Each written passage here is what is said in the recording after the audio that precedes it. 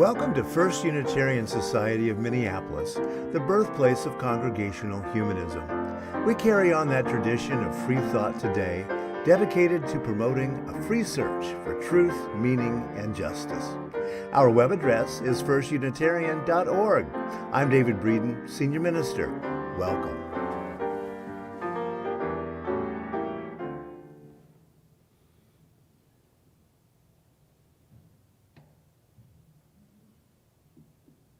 Good morning, everyone. I'm the Reverend Jim Fody. I'm one of the assistant ministers here, and it's my privilege to welcome you to the multi-platform Sunday Assembly of the First Unitarian Society of Minneapolis for March 6, 2022.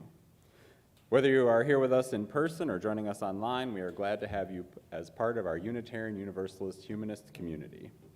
And we are extra grateful for an online option on a weather day like today. Props to everyone who made it in.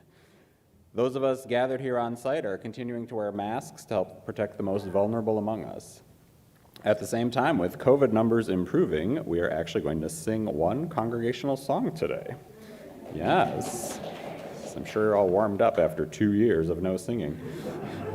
We'll be doing that masked, and then after assembly, we're also going to have cookies. We've broken the seal on cookies, so you'll have to take your mask off for that. If you don't want to be around unmasked people, hang out up here after assembly. If you want to have coffee and chat, get cookies and chat, go downstairs.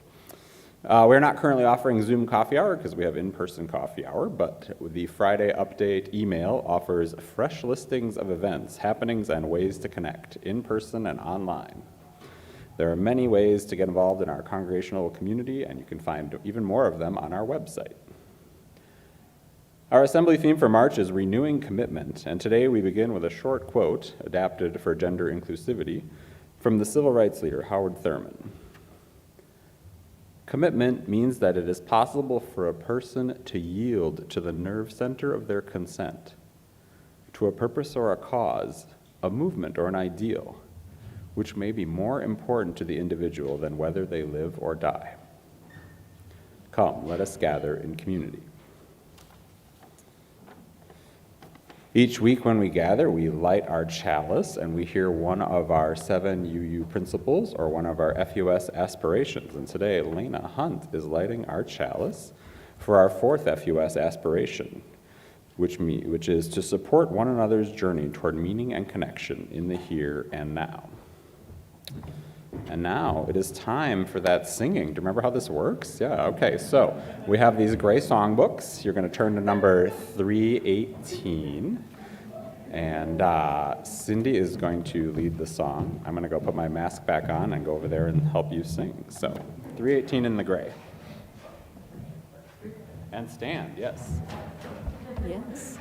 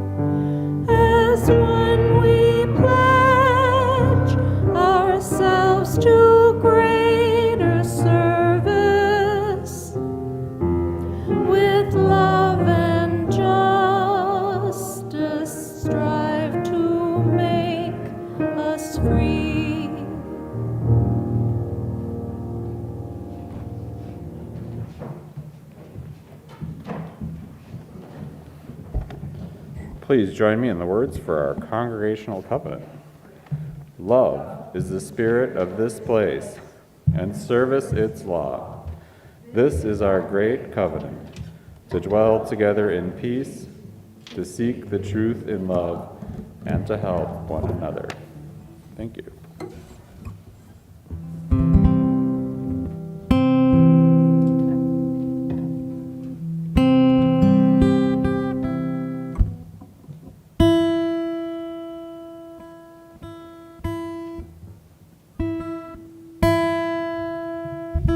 Just briefly, everybody, we got Diane Miller here today, great singer, guitar player. Play some of her original music, and we're going to do a cover too.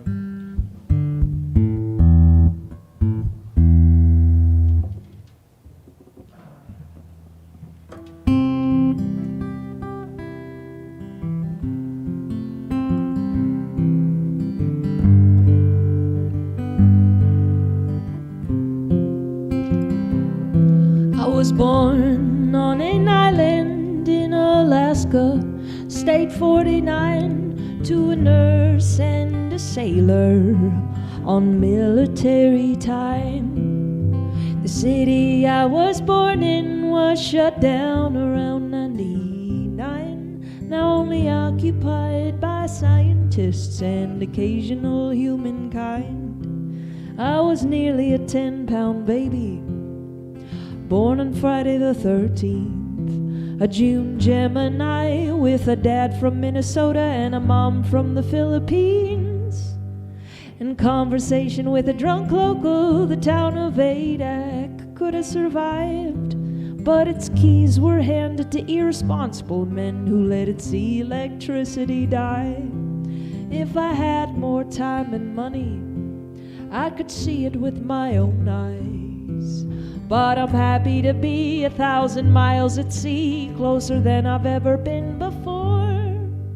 It feels like home in Homer, in this oceanside art gallery. It must be the cold and other bold souls who live in solidarity. I listen to Bob Dylan, staring out the window on long car rides. My dad would drive with his girls at his side for some quiet, quality family time. My mother taught me how to sing, simply with a karaoke machine. She would amplify the sounds of Doris Day, Connie Francis, and Patty Page. My older sister, Catherine, is a cheerleader of everyone she meets, including me and my whole family. She is beautiful, gregarious, and sweet. Do do do do do do do do do do do do do do do do do do do do.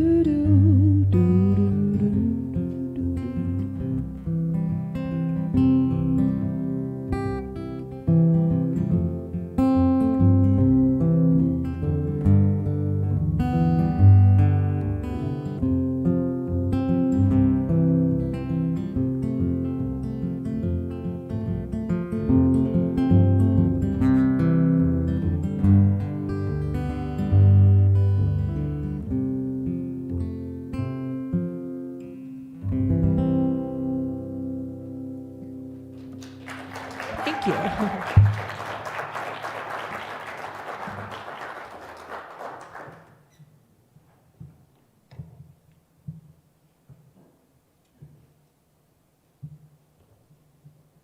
You've already saved the date. Now is the time to get your donations in. What do we have so far? A week's getaway in Slovenia, beautiful handmade quilts, and dinners galore. A lobster feast, a Mediterranean dinner, a bratwurst barbecue, the infamous annual dinner on the deck by the Lundquists and Magnusons, plus a 1950s themed patio party. How about a tea party? Or a special occasion cake with your design theme? We've got canoe trips, walking tours, and nature walks, with more to come. There's lots to check out on the Together Auction website at togetherauction.com/firstunitarian. Get your donations in now. The deadline for posting donations is March the 16th, only 10 days away. It's easy to donate. Just go to the FUS website, click on the annual auction link, and you'll see the blue online donation form on the right. Or fill out the donation form available at FUS on Sundays. You can bid on the live auction items online or in person at 6:30 p.m. on Saturday, March the 26th. Buy a ticket at Assembly and be sure to come at 5:30 for our happy hour with beverages, food, and live music. To bid on any silent auction items, you must register online at togetherauction.com/firstunitarian. The silent auction is online only. If you don't already have a paddle number assigned, when you attempt to place a bid, a window will pop up where you can request one. Get those donations in, only 10 days left to update our catalog.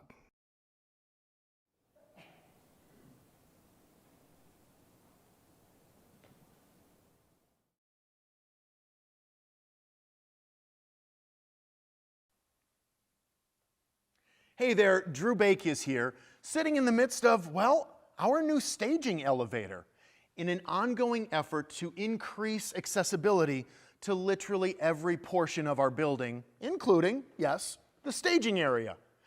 I want to take a few moments to share with you why I love serving on the FUS Board of Trustees so much and why you should consider joining us.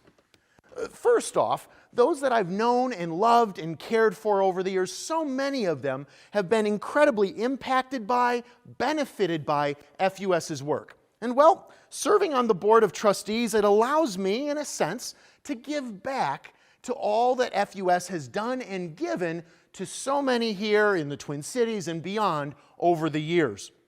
But then secondly, serving on the FUS board, well, if you know anything about me at all, you know that I am all about humanism. And serving on the FUS board, it allows me to contribute in even some slight little small sliver of a way to contribute to the ongoing shapings of the humanist movement and its global collection of voices. But then third and finally, FUS is very intentionally working to build a board that truly represents the full scope of our community in all of its perspectives and experiences. So if you're sitting there thinking, you know what though, Drew, I'm not sure that I fit the expected profile of a quote-unquote board member. If that's you, then honestly, that's all the more reason why we really want you to consider joining us. We're currently looking to pick up 3 new board members, and we've tried to make the process as easy and streamlined for you as possible. Simply check out our FUS Friday email updates. Look at that for links and next steps. Go from there, nice and easy for you. Hope to see you and your voice at the table. Yay! We aren't passing the basket at the moment because of COVID restrictions, and we haven't been passing the basket for 23, almost 24 months now. But that doesn't mean that we don't need your help to keep our programs running. The easiest way to give is to go to our website, firstunitarian.org, and click the Give link at the upper right corner. You can also give on PayPal, the Vanco mobile app, and you can send a check. Thank you for making the work of First Unitarian Society possible.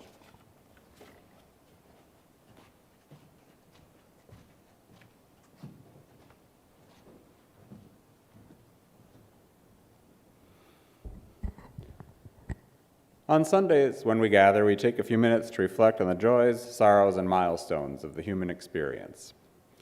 We do this so that we stay in touch with our own humanity. We do this to remind ourselves of the value of a moment of stillness. And we do this so that no one among us is alone, either in celebrating joy or in facing the burdens of life. Today, as people of compassion around the world bear witness to the death, destruction, and displacement in Ukraine, we pause to acknowledge the human costs of war. In some ways, what's going on is not new. Conquest and abuse of power are nearly as old as the human race, and such stories fill our history books. At the same time, humanity has never quite been here before. This war is taking place on a planet more crowded and more interconnected than ever, and the stakes are very high. It can be a harrowing time with feelings of helplessness and no clear sense of timeline or outcome. In the face of demagoguery and violence, may we maintain our resolve to be people of peace and freedom. And as we watch the story continue to unfold, may we find ways, as individuals and as a nation, to support the preservation of lives, dignity, and democracy. We now take a moment of silence to reflect on all the challenges and heartbreak going on in our lives and across our world. And we think with gratitude of all those who are living lives of justice, service, and compassion. Let us now share a moment of silence.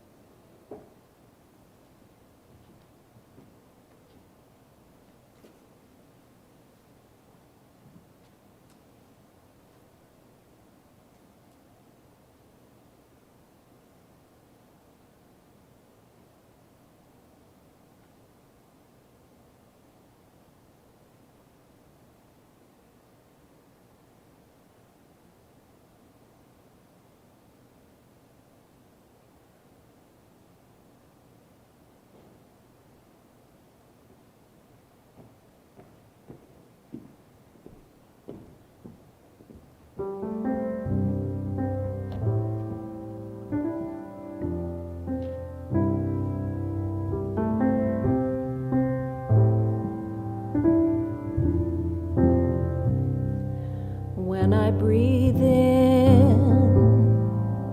I'll breathe in peace. When I breathe out,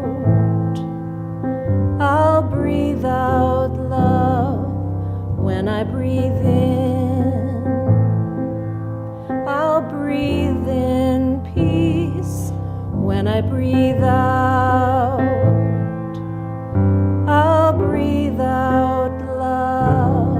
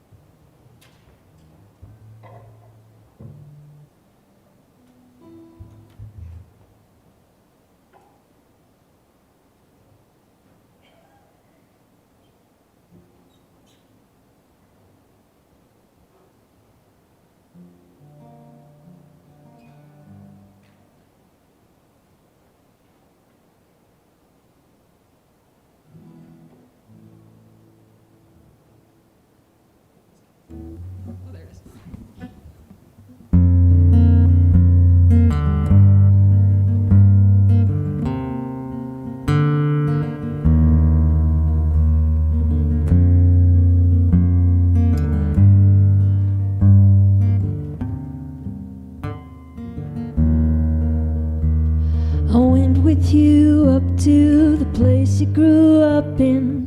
We spent a week in the cold, just long enough to wild in it.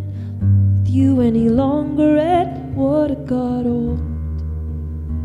Singing Ace of Spades when Lemmy died, but nothing's changed, LA's alright. Sleeping in my bed and then getting in my head and then walk around the reservoir. And you must have been looking for me, sending smoke signals, pelicans circling, burning trash out on the beach.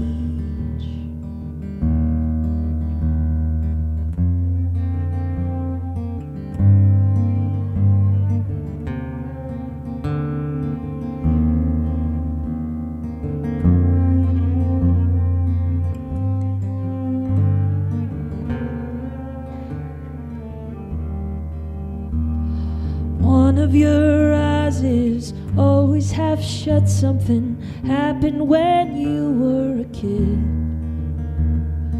I didn't know you then, and I'll never understand why it feels like I did.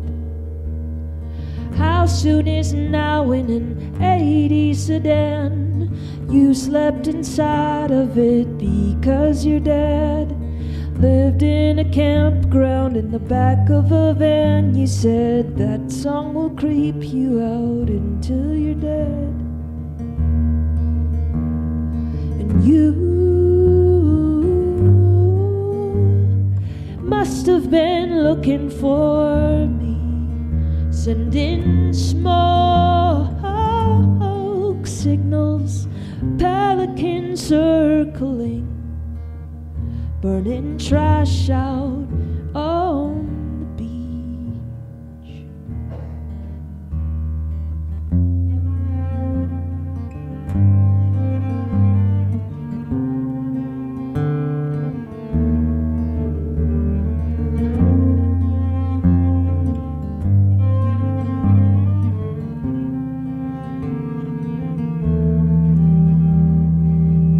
Buried a hatchet, it's coming up lavender. The future's unwritten, the past is a corridor. I'm at the exit, and up to the hall. I am anonymous, and you are a concrete wall.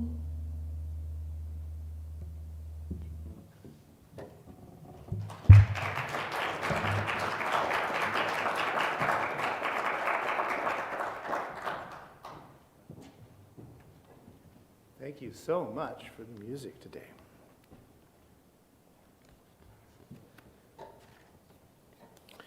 Perhaps you haven't ever wondered who the best dancer was among the post-World War II French existentialist philosophers. It's a simple oversight to make. We tend to see philosophers as thinking heads, maybe smoking a cigarette and gazing into the unknown, but never cutting the rug. We know the answer concerning who the best dancer was among the post-World War II French existentialist philosophers, thanks to an excellent book by the freelance historian Sarah Bakewell. It's titled At the Existentialist Cafe: Freedom, Being, and Apricot Cocktails. The answer is Maurice Merleau-Ponty, who was known in his time as the dancing philosopher. Maurice Merleau-Ponty is a name that we Americans don't know that much about, and that's a shame. Sarah Bakewell is a brilliant researcher, and she has a thorough knowledge of the existentialist milieu in Paris after the war.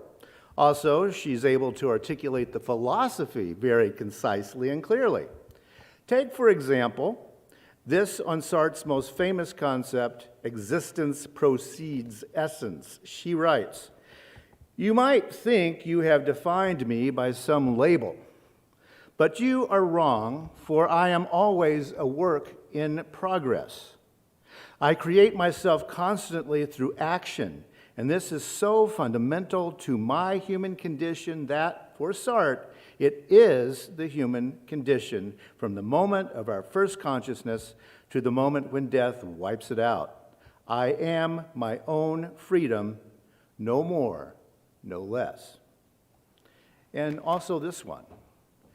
Merleau-Ponty saw quite calmly that we exist only through compromise with the world, and that this is fine.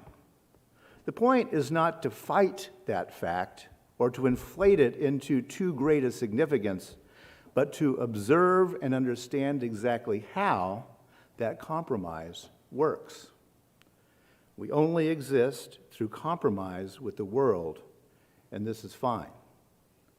Merleau-Ponty also wrote one of my favorite quotable quotes, "We can never move definitively from ignorance to certainty, for the thread of the inquiry will constantly lead us back to ignorance again." Why was Merleau-Ponty the best dancer?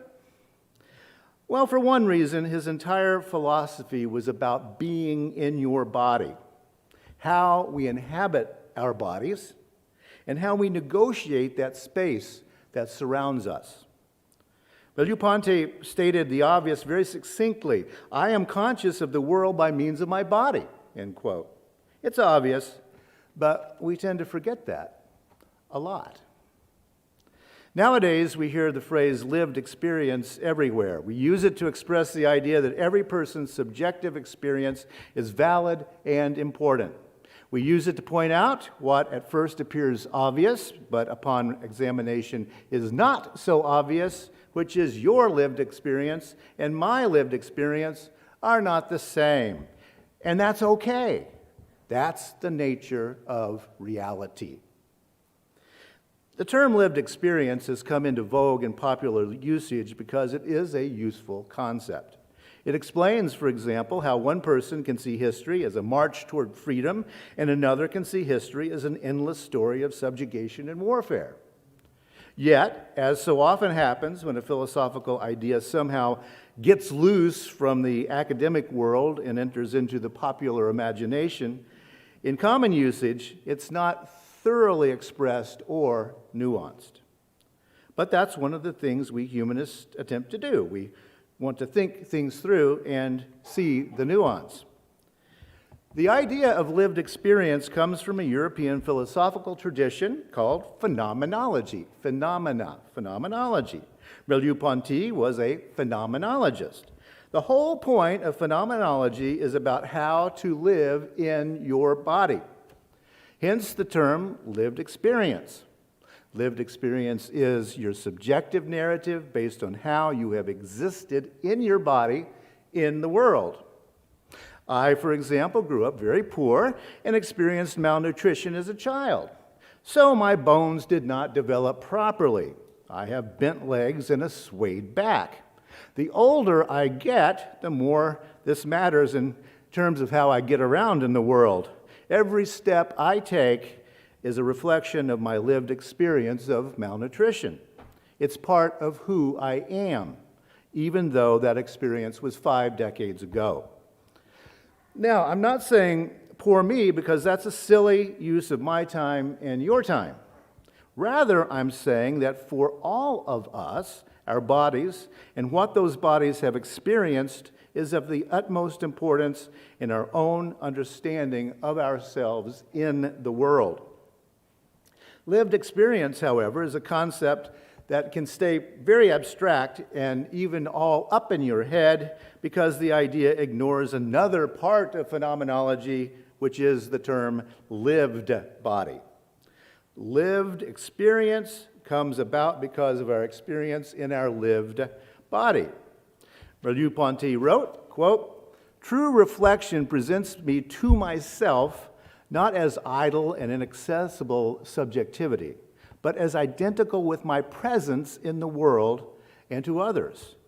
As I am now realizing it, I am all that I see. I am an intersubjective field, not despite my body and historical situation, but on the contrary, by being this body in this situation, and through them, all the rest," end quote. Identical with my presence in the world and to others. Being present. That's just a couple of words, but it's one of the most difficult things any of us can ever imagine doing.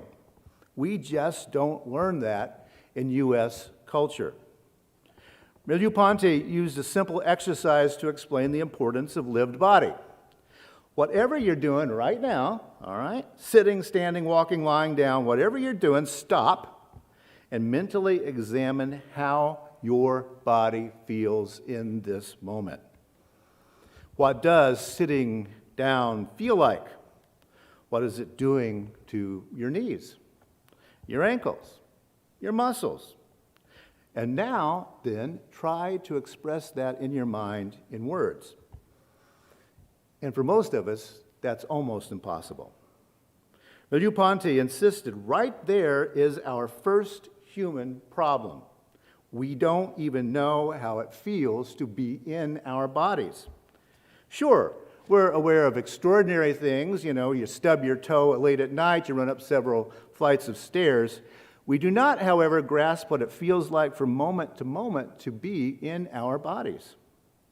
This is the point at which another existentialist, Simone de Beauvoir, went to town, as we say in the South. Since we understand so little about how we feel within our own bodies, we can even be misled.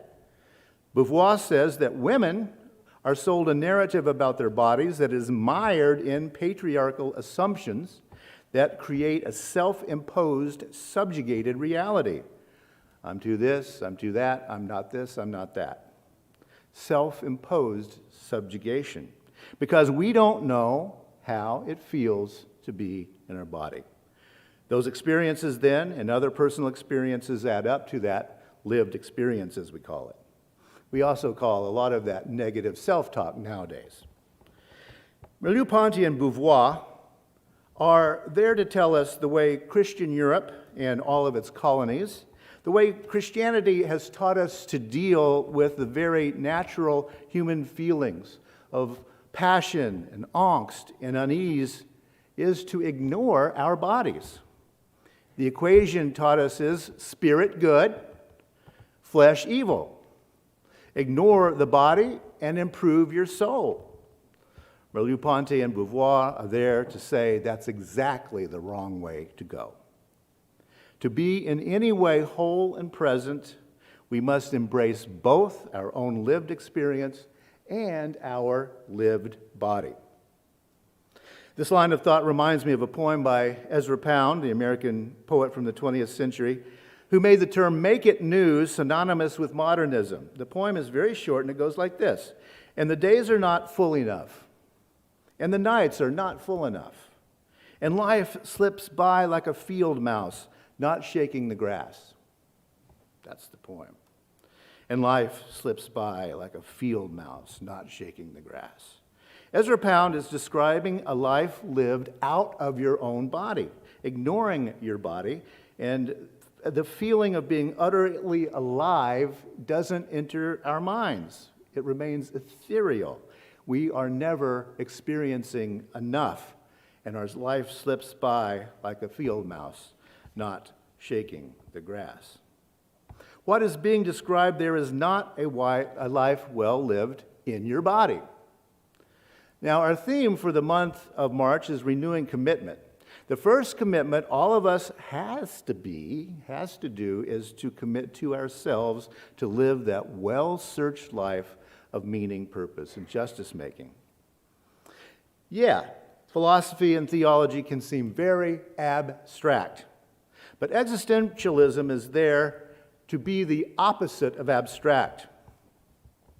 I'm reminded of the lives of the existentialists as I've watched the war in Ukraine unfold these past days. The existentialists were all young adults during the Second World War. Merleau-Ponty was a French soldier fighting the Nazis on the front line and was wounded as the French army collapsed. After the Nazis had captured Paris, Merleau-Ponty founded an underground resistance group with Jean-Paul Sartre called Under the Boot. Sartre also fought on the front lines and was captured by the Nazis and spent time in a prisoner of war camp. And Beauvoir taught school in Paris all through the war. Paris was not severely bombed. The Nazi leadership thought of Paris as one of the centers of European civilization, and they treated the city, if not the people, with respect. The cafes, the theaters, the museums, the schools and universities all stayed open all through the occupation. The occupation years were a very surreal experience for Parisians, going to the usual cafes and shops during the day, hunting and being hunted by Nazis at night.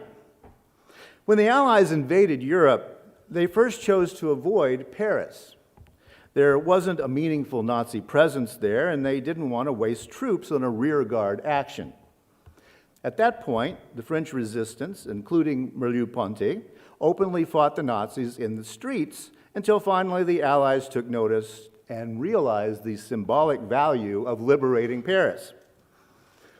The existentialists had lives, very dangerous and often controversial lives. Beauvoir was raised in a strict Catholic household. She attended a convent school. She was very pious until she began asking questions. She became an atheist, saying, quote, "Faith allows an evasion of those difficulties which the atheist confronts honestly." And that fairly well sums up the existentialist project in general. Faith allows an evasion of those difficulties which the atheist confronts honestly. Beauvoir insisted that her body was her own, another very radical thing for women to do at the time. She and Sartre had an open relationship all of their adult lives. Beauvoir was openly bisexual. She joined with other French women in signing a petition declaring they had had abortions, even though abortion was illegal at that time in France. And Beauvoir scandalized Americans by having an open affair with the American writer Nelson Algren, who wrote The Man with the Golden Arm. And sometime you're in Chicago and you have some time, go to Wicker Park neighborhood and hang out in the coffee shops and the bars where Beauvoir and Algren hung out when Beauvoir was in the U.S. And Wicker Park is still a very artsy kind of neighborhood. The existentialists are here to tell us that our existence is an existence only, but the essence of our lives in the face of suppression, oppression, imprisonment, war, torture, murder, the essence of our lives is the choices we make in the face of the terrors of living. And that's what commitment is. A commitment to realizing every day where we are and making life new every day. Now, to summarize, I talked about information a lot a couple of weeks ago. The folk understanding of human consciousness is called information consciousness. Many, if not most people, think that our consciousness is the product of our brains processing information. Even though this does sometimes feel true, this does not appear to be how consciousness works. Though what the consciousness is, we still don't really know. Merleau-Ponty had a theory based on the concept of a lived body, and he called it intercorporeality, intercorporeality, by which he meant that we are what we are and think what we think based on our interactions with our own bodies, but also others, not only partners, not only our relatives, relations, but every person we encounter, every living being we encounter. If we experience other bodies as mere objects, the other, we are, Merleau-Ponty said, walking among corpses. He used German Körper. We are choosing to walk through our lives experiencing others as corpses. And that's one way to live. But it's not, as Ezra Pound would tell us, a fulfilling one. Merleau-Ponty said that we must take our own lived experience and our own lived body out into the world of other living bodies. Liebe, he wrote it in German. Realizing that our very thoughts and very being are created by intercorporality, a living body among other living bodies, and plants and animals, the planet, and all other living things. Now, I invite us all to live in that place. That'll make it new. See if you can. It's a place of compassion. We can get there by recommitting to making it new every day. It may or may not make you a better dancer, but it can make us all better human beings. Lena? Thank you, Lena. We extinguish this flame, but not the light of truth, the warmth of community, or the fire of commitment. All of these we carry in our hearts and in our minds until we are together again.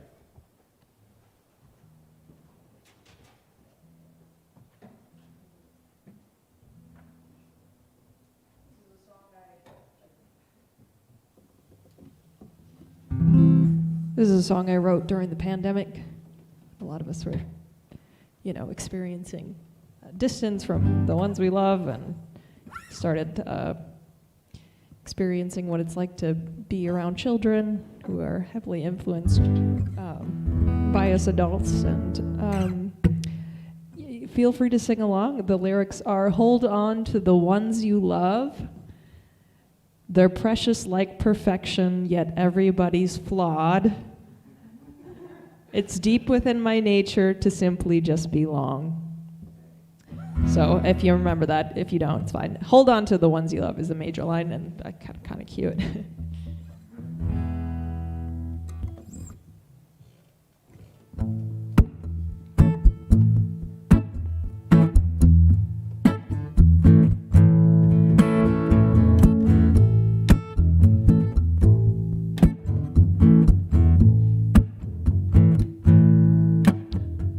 No, I won't stay worried, 'cause I know I'm worthy. I casted all my demons away.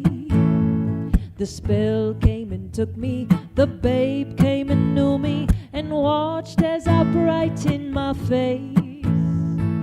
Hold on to the ones you love.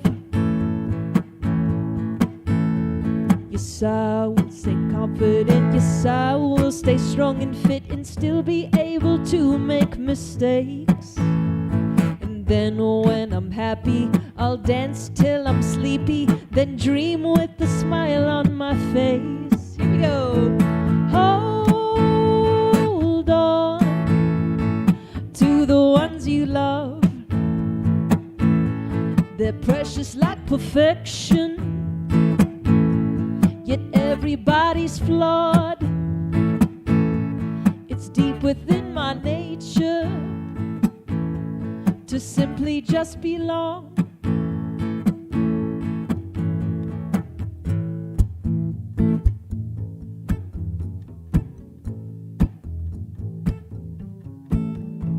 So climb every borderline, risk it when it's by design, when intuition says it's a yes.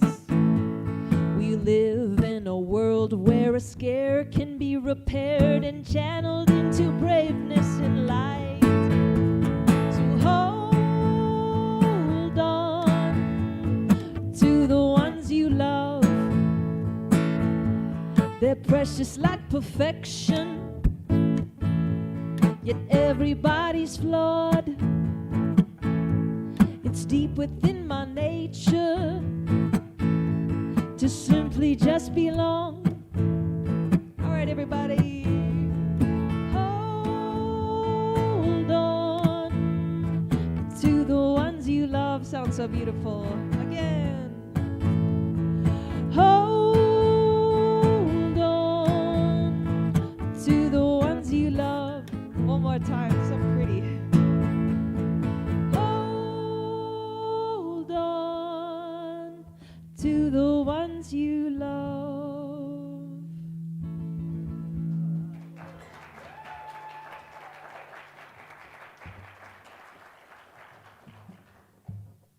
Thank you so much for the music today and sharing yourself. Our closing words are by Maya Angelou from her poem, Continue. My wish for you is that you continue to be who and how you are, to astonish a mean world with your acts of kindness. Continue to dare to love deeply and risk everything for the good thing. Continue to float happily in the sea of infinite substance, which set aside riches for you before you even had a name. Continue, so may it be.